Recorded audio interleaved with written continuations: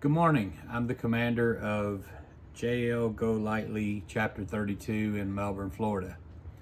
I want to talk a minute or two. This will be the final update. I'm sure more will come later, but the final of a three-part series talking about DIC spousal benefits. So let's get started.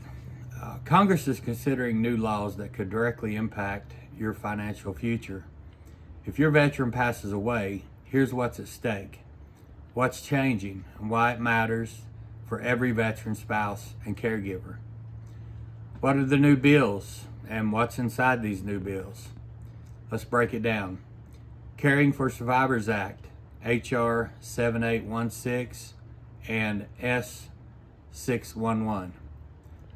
So this one actually raises survivor benefits, increasing Dependency and Indemnity Compensation, DIC, from currently 43% up to 55% of what a single 100% disabled veteran receives. The current DIC rate for a surviving spouse is $1,653.06, and that's per month. If the Caring or Survivors Act passes, this would rise to about $2,107 per month, a $454 monthly increase to an extra $5,448 per year. Easier eligibility.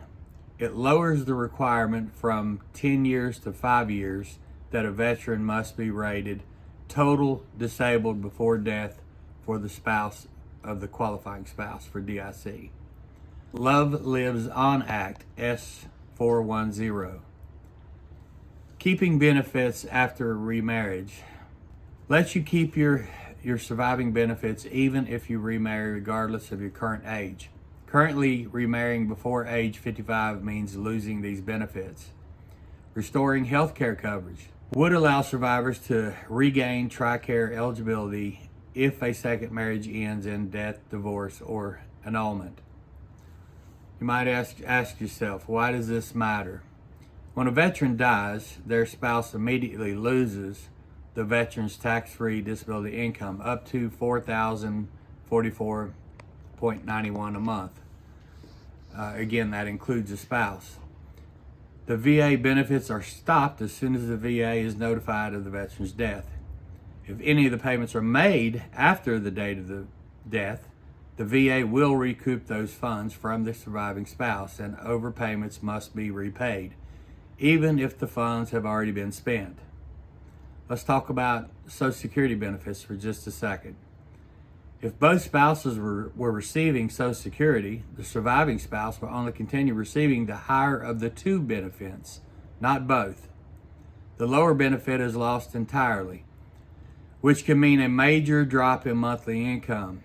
Example, if you and your spouse were receiving $2,000 and $1,200 per month for Social Security, you'll now only receive $2,000, not both, losing the $1,200 per month. It also means access to affordable health care. But let's break that down for a minute. You're losing, the veteran passes away, you're losing immediately his compensation of $4,044.91. If you qualify, you will get the benefits from DIC, which is approximately $1,600, we said. So that's already a substantial loss. Now we're saying if you receive two Social Security checks, you're only going to receive the higher of the two. You're still losing the additional one. So when you put those two together, it's a really substantial loss. This sudden loss can create severe financial hardship. Even with DIC, the current survivor rate benefit of $1,653.06 a month is often not enough to cover basic needs, especially as inflation and living costs rise faster than the benefits increase. These unforeseen heroes, veteran spouses and caregivers, most veteran spouses are also the primary caregivers, providing daily unpaid support saves taxpayers billions. There are 6.5 million veterans and military caregivers in the U.S., delivering unpaid labored value at $14 billion annually.